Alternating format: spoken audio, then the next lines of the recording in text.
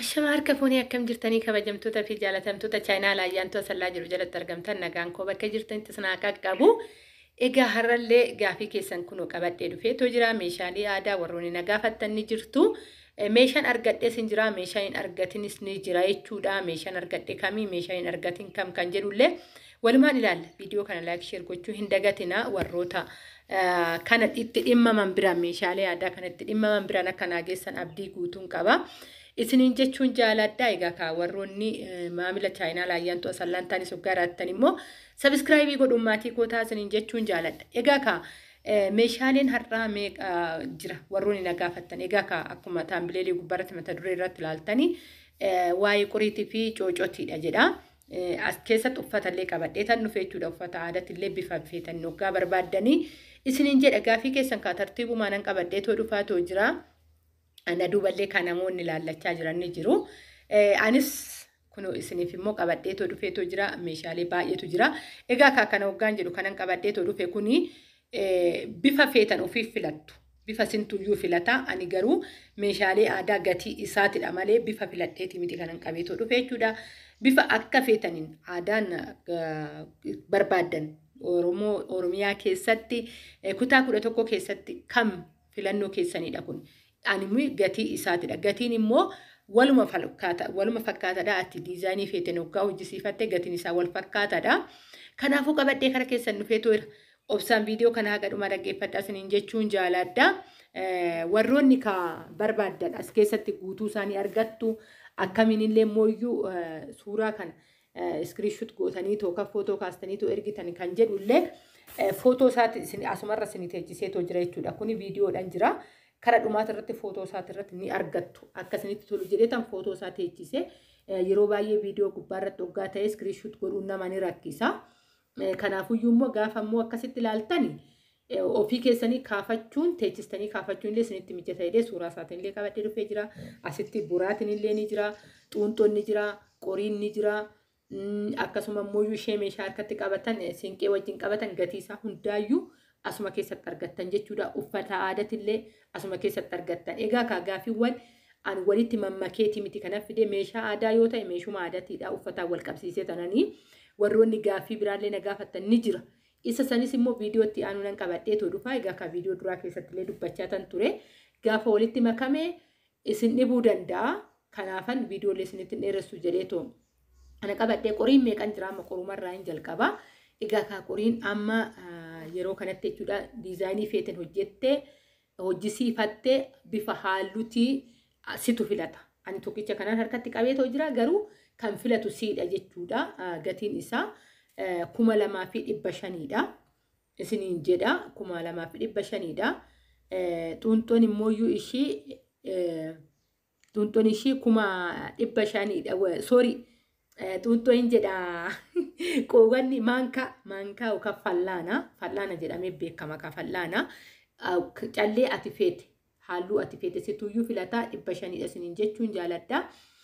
Xuunxoonis ni jirti kunooti xuunxoon illee gatiin isaa 1,300dha. Xuunxoon ishii deebisee toommoyyuu kan isheen harkatti qabatamee tuni xuunxoodha kan harkatti qabadhee jiru 1,300dha xuunxoon tuni.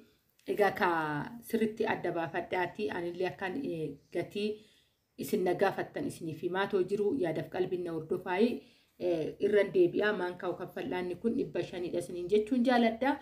Egaa kana fakkaataa isheen tun immooyyuu 1,100dha.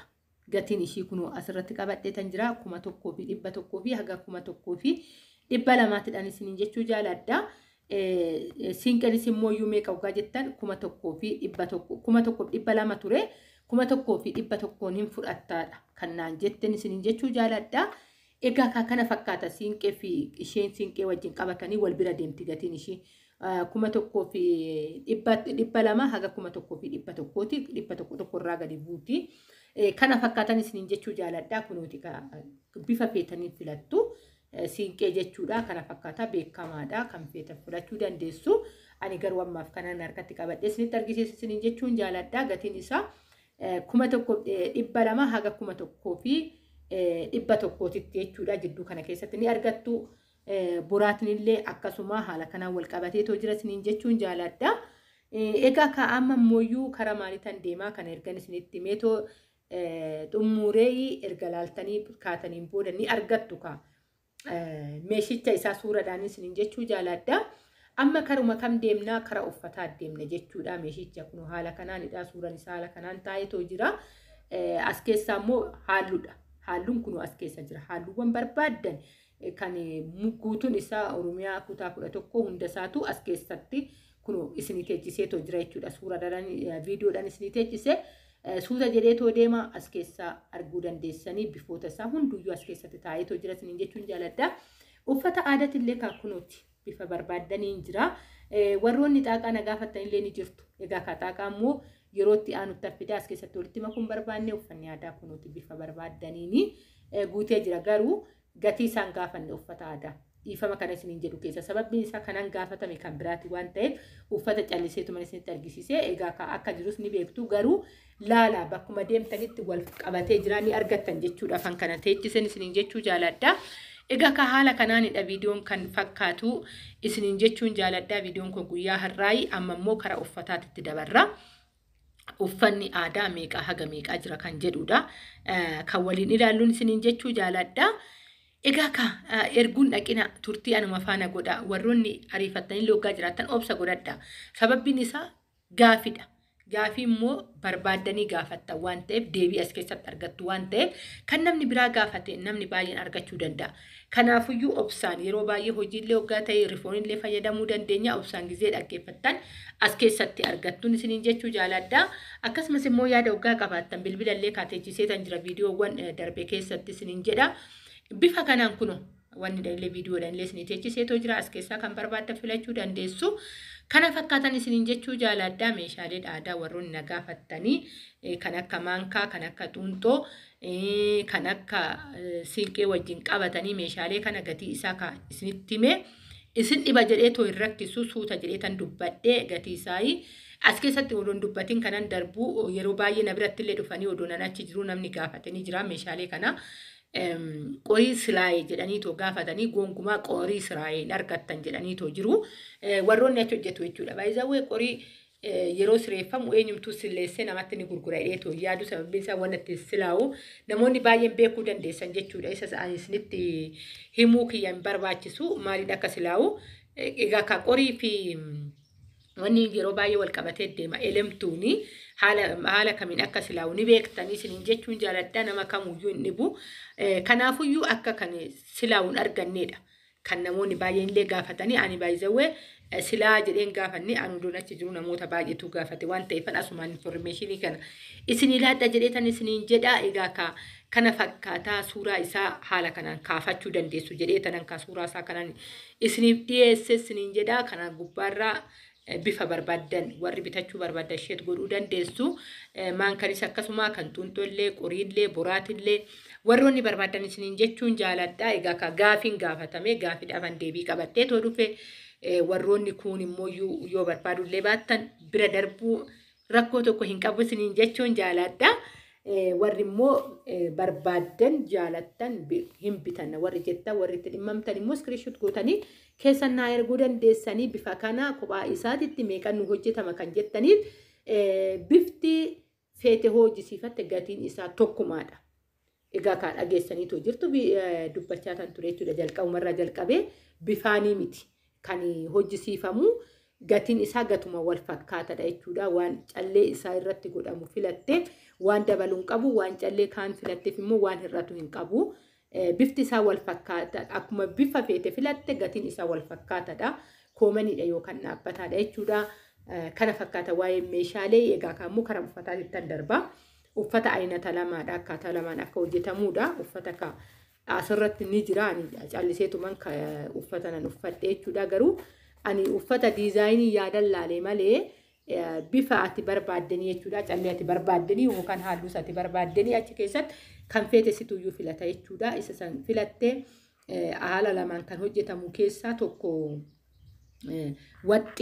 waxxiidhaan hoggaa hojjetame gatiin isaa akka dabalu fakkeenyaaf waxxiidhaan hoggaa hojjetame 5,500 immoo akkanumatti immoo gaafa hojjetame immoo kuma afurii fi dhibba shanii akka ta'eedha. Garaagarummaa kumaatitu iyyuu jira jechuudha akkaataa uffataatiin.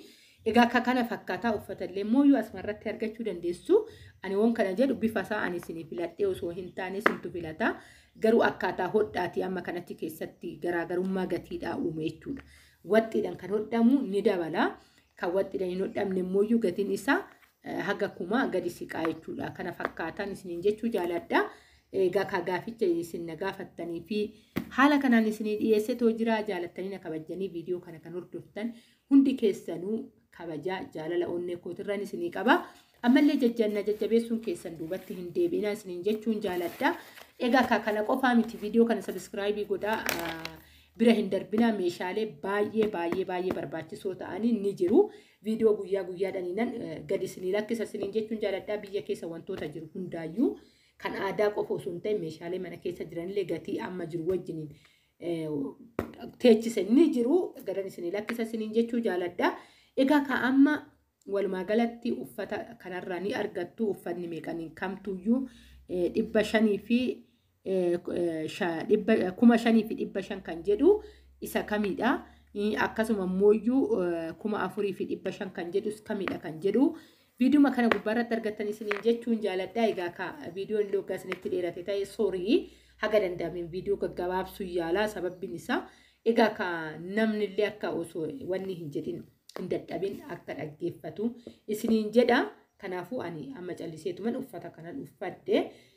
Egaa ka kanaan hoggaa ta'ee jechuufan laal wanni isin hubachuu qabdanii kanaan hoggaa ta'ee meeqan argama 4,500 waxxii miti kun jechuudha. Shurraabii ni qaba.